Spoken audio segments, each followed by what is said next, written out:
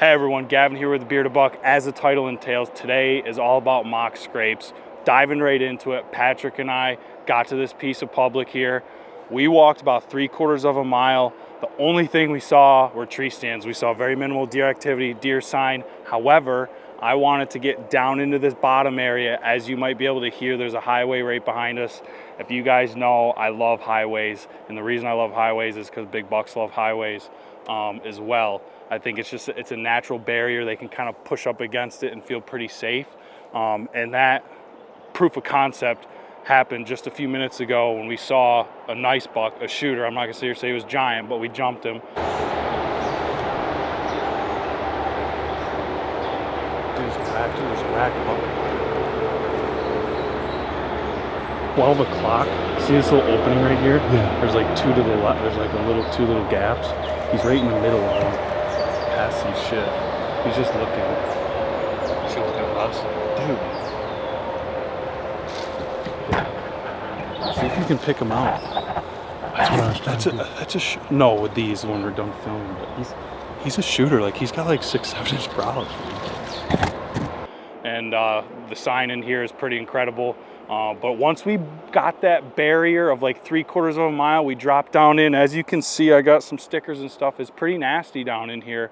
As soon as we got down in here, we started seeing deer signs. So first things first, before we get into the mock scrapes, is don't be afraid. If you're hunting public or private, leases, whatever, get past that barrier that most people are willing to go. Look for natural barriers like creeks or swamps, or in this case, it was just a really steep hillside that we got down in the bottom here. If we were to shoot a deer down in here, it'd be a pain in the butt to drag it back up, but we'll worry about that when the time comes. But getting back into the scrapes, we saw that deer. We're in a deer area. There's a huge trail, paddle shoot some cutaways here. We got this perfect arched overhang here. I mean, this is a perfect scenario to put in a mock scrape. How we're gonna be implementing this first one, we're gonna do 3 total, but it's how we're gonna be implementing this first one is we're gonna be using a hemp rope. That is a risky business on public land just because there's a high visual attractant aspect to it. But I can tell you right now, my experience level hunting, I don't think there's many people back in here. And if there are, there's not a large number of people. So hopefully it's not that big of an issue. But if it is, that's hunting public. Go buy private ground if you don't want to deal with that type of stuff. So a few things with the hemp rope and scrapes in general. This is a big trail right on this little lippy bench kind of spot. I'm not gonna put this hemp rope right on the trail. I'm gonna put it just a little bit off right here. And the reason for that is you don't want it to hinder their natural movement. You want it to enhance their natural movement. Now, if there's already a scrape existing right in a trail, that's fine. You can spruce it up, hang a camera on it, whatever. I wouldn't hang a hemp rope in it. If there's already one there, you don't need to add stuff to it. But there is no scrape here. So this is a true artificial mock scrape that we're going to be putting in. So make sure it's off to the side a little bit. This is a perfect scenario. If you don't have something like this is kind of an anomaly. Just look for a branch kind of overhanging at the right height. My hemp rope's about 3.5 feet long. So that's going to be about right here. I try to go belly button, maybe a little bit higher. But yeah, that's enough rambling. Let's get this first one installed here. I'll talk a little bit about it as I'm doing it in post, and then we'll move on to the next one. So here's my hemp rope. Zip ties, nothing super crazy here. I would recommend definitely doing 2, and I would do like a crisscross pattern just to make sure in case you get a bear or coon or doing something stupid tugging on it.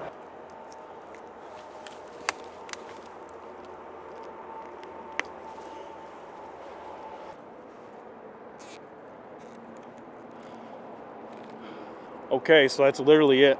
That's all we got right here. And again, belly button height, that's about what we're looking for. So the next thing I'm gonna do is add my scent. I'm gonna talk about that as I'm doing it. So this is not a plug. We don't work with this company. However, this is just a synthetic forehead gland scent. Just touching on synthetic versus natural. It being July, like I said, I'm not gonna come back in here and keep refreshing with natural stuff this time of year. That just doesn't make a ton of sense. In my experience, the synthetic stuff works fine. I've had does, mature does, little bucks, big bucks regularly hit my scrapes with synthetic all throughout the year, pre-season, during season, and post-season. However, there are guys that are like exclusively natural. My method is I use the synthetic this time of year just to get them initiated and using it. And then come season, I'll start doing that pre-rut buck stuff, and I'll start doing some ester stuff during the rut, and I'll spruce it up. Maybe not even in the scrape, like, because I don't necessarily hunt over my scrapes. Circumstantially I do, but just in the area, sprucing it up, because this is a scent hub, you know, this is a communication hub. And that's one of the assets of the hemp rope that I was gonna mention. When you soak this, that scent's gonna stay there way longer than spraying a branch, like a licking branch, or just putting a little bit in the dirt. This stuff is gonna hold it for a long period of time. How long, I don't know, but for a deer, this is probably the preferred method if you're hunting on private. All right, you ready? Yep. I'm gonna soak the shit out of this too, Pat. So as you can see, I'm applying a pretty liberal amount. That'll probably do it right there. I used maybe this much of the bottle, so that should stay for a little bit. Well, hemp rope, forehead gland. Last thing we're gonna do is clear out an area, obviously identifying the scrape portion of this. I would stick to 18 to 36 inches. You hear guys refer, oh, it's a big hood scrape. You know, you can do whatever you think's necessary for your area that you're hunting, but a general rule of thumb is 18 to 36 inches. But a lot of guys will use a garden trowel to reduce scent, but I just use my boots. It's really not that big of a deal, especially in July. So there's a real scientific method to this. Very specific scraping motion, Pat. Can you tell?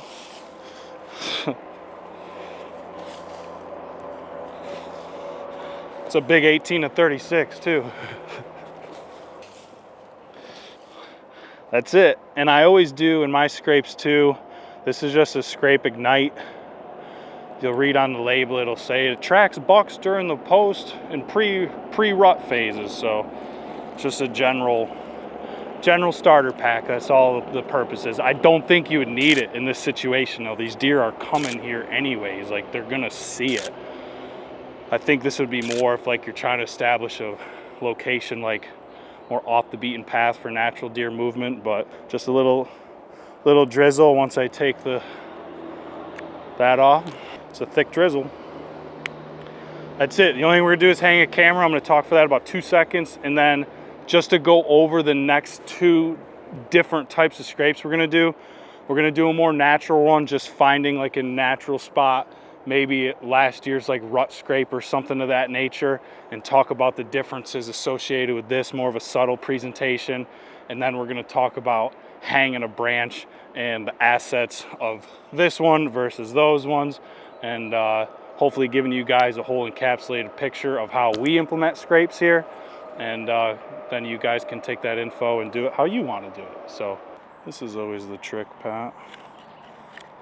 Trying to figure out your strap so it's not. This is an Austin Tibbet special. If y'all don't do something like this with the up against your chest. I learned this from Austin. Thanks, fella. Wouldn't you know it, Pat? I did the strap backwards. Well, didn't I say it was tricky to do? Yeah. Proof of concept, it is tricky. Just talk about trail camera implementation. First and foremost, cameras don't need to be more than waist height. Deer are short, people don't realize it. This one's probably a little bit low right here, so I'll raise it up just a touch. The camera we're implementing is the Money Matrix 2.0. This is a cellular camera. Notable with this, and I'm trying them out, so I can't speak on how effective they are yet. They say they're great. Is the lithium power pack, so I'm not buying batteries with this. Here, I'll pop it out real quick and show you. This is what we got right here instead of the AA's. So I'm excited about these. One, from a money saving standpoint, and 2, I can come in, pop another one in real fast, in season, whatever the scenario is, and get out of here without anything knowing that I'm here. So that's what we got. But mock scrape location 2, same area. We're on a pretty linear path, but we're about 800 yards. Like that first one I set up on the same plane, but like 800 yards down. We got big bedding. We got stuff going on all around us, but as you can hear, we're still close to the highway. But right to my left, your guys is right, there's this big, what is this, like just a muddy pond, Pat? Pan to it real fast. Whatever that is, but I don't think they're crossing that because it's pretty wet and nasty down here. And then it goes into some tall grass and stuff, so I'm sure they're in. But this is a major 25-yard wide pinch point. About 100 yards back there, we identified a trail running through here, and I was like, man, this is gonna be hard to walk away from. I have one camera left, so I didn't want to burn it on something without putting a scrape there. Well, here we are 100 yards later. This is the same trail in this mega pinch point. There's another trail rimming here and another trail rimming there. So this is obviously a major point of travel. There's locations for stands right here. So that was really long-winded, or no? I was excited about it though. So moving into the specs on this second one, the trail comes right through here. I know I said you want to put it off the trail, which is true. However, in this natural scenario, I think it could be applicable. There's other trails too, so they're just going to be kind of meandering through here. But it's what I'm going to do. This branch is perfect height right here, so we're going to do the natural one here. A few key things with a natural scrape is just kind of subtly break like one or two of these so they're hanging down a little bit. That's it. Other than that, we're going to spray a little attractant on it, branch attractant, and put that same scrape starter in the bottom here. We're going to hang a camera somewhere, maybe right there in the wide open, so everybody that comes through here can see it. But that's it. If you guys are hunting public ground, I would encourage you to do this method as opposed to hanging a branch or a rope, a hemp rope like before, just because it is a little less invasive. You're going to remain undetected a little bit more potentially. And I think those are assets in itself. A big thing that I key on when I'm hunting public is remaining undetected by both deer, but sometimes more importantly, other hunters, because people are bandwagoners and they can definitely, like, if they see a camera, see a scrape, they just instantly, oh, there's just a ton of deer here, where in reality it's like, I don't know what I'm doing most of the time, so there's not really that many deer necessarily. So, but let's put this guy up and we'll move on to the next one. So this is going to take all of about 2 seconds, but I'm probably just going to take this main one right here, and that's literally it right there. That's all I'm going to do. I'll leave this one. And then this one, it's actually dead. It could just be a dead branch, but it could be dead because deer have been hitting it in the past. It's not, obviously not a community scrape, but it could be something that they were hitting in the past, like during the rut or something. Could just be a dead branch. But other than that, just gonna clear a big area out like the last one.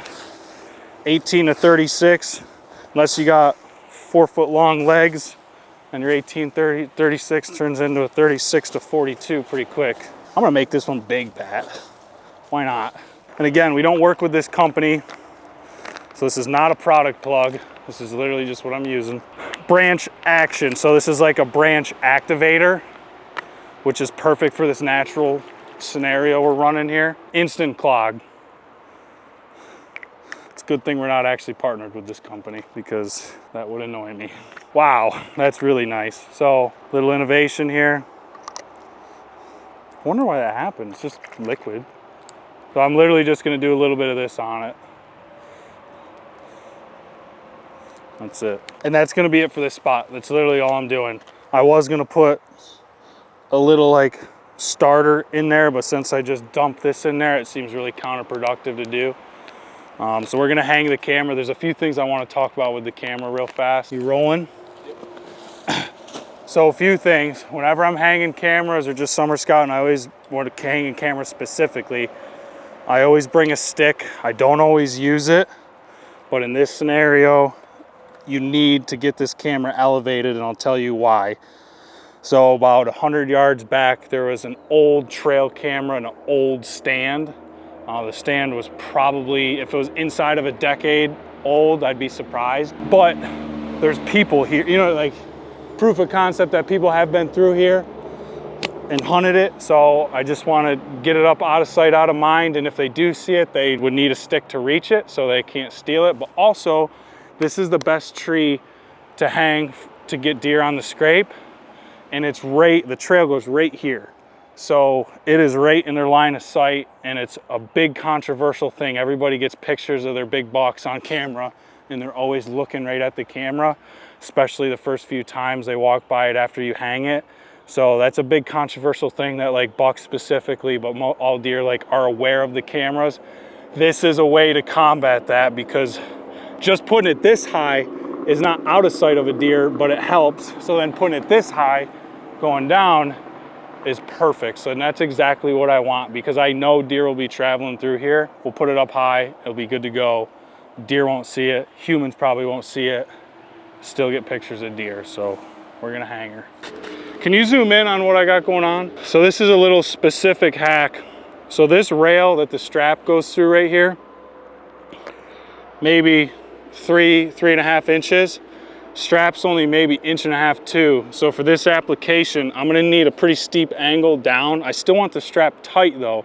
So what I just did is I slid that strap up so it's seated in the bottom of that groove. So now I can put a stick and I can get more play to point it down, whereas if I had it seated up on the top and I was trying to angle it down, it would be the pressure would be funky and I'd really struggle with it. So I slid it up, got that strap in the bottom.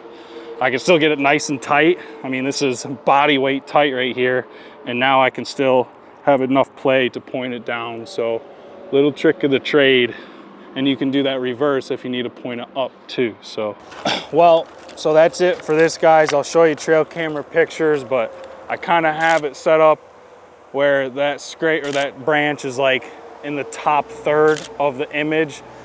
And shooting down angles like that is kind of tricky because you're not getting those, you know, deer in the background necessarily, but like, that's why I'm doing this, putting a mock scrape here, because like, I want them to be here, not in the background at 100 feet, you know what I mean? I want them to be right there. So that's the whole point of it.